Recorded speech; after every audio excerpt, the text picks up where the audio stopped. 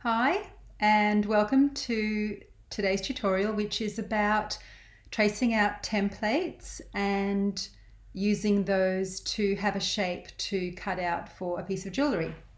So what I have here is a little copper template that I've made from a shape. Now you can collect shapes or you can do drawings and sketches. You might find things in nature that you like, particularly leaves, bits of bark, shells, things like that. And just hang on to those bits, and then when you find a shape that you want to work with or use more than once, then you can trace it onto something like copper or brass, because it's less expensive than using silver, and then you can have a little collection of templates to work from. You can also use coins for circles. You can actually purchase templates from news agencies usually that have ovals and circles and different shapes. You can use those as well. You may find something in a magazine that is a nice shape, like a paisley or something. Carefully cut that out with some scissors, some sharp scissors, and then you can put a light piece of glue or some blue tack on the back or some sticky tape and use that to then do your template. So they're just a few ideas. I have this shape already. It's one that I use quite a bit for earrings. It's a nice kind of length. And what I'm going to do is just show you how I trace around that. So I'm going to just drop the camera down onto the work now. So this is my piece of silver. And this is my little shape, and because I want two, I'm going to put them side by side. Now, if you have black Nico pen or a Sharpie, you can actually cover the whole surface of your silver with the black. What that will do is it will allow the inscribed line on the silver to be more apparent. I don't have one on hand at the moment to show you that, but trust me, it's a really useful thing. When you have your piece of silver, just look at putting your shape as close as possible to the edges so you're not having too much wastage of silver.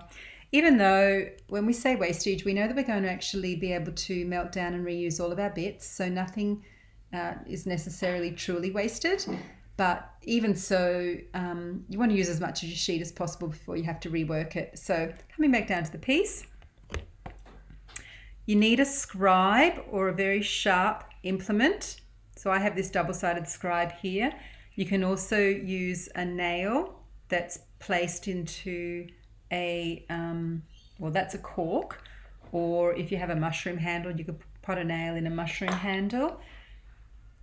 The scribes are great. You can also use, if you have on hand medical or parallel marking tools that have the sharp ends, you can use those as well. So I've got my little scribe, it's nice and sharp, and then I'm holding my piece down and I'm pressing very firmly against the outer side of that template, and I'm going to work around the second side and then keeping it in place, come round until I've done the whole outside of that shape.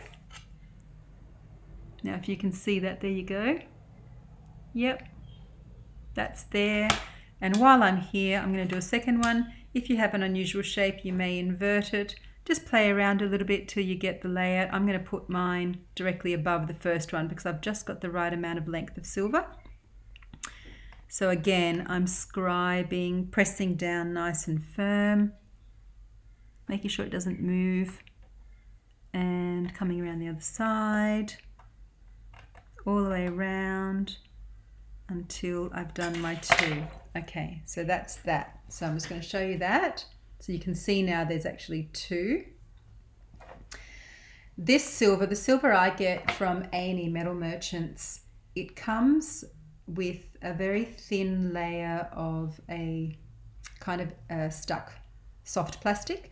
I believe they do that just to protect the silver from scratches during shipping and storage on your bench. So what's useful about that is that it shows the scribe marks nice and clearly, so it's a lot easier to actually see the lines.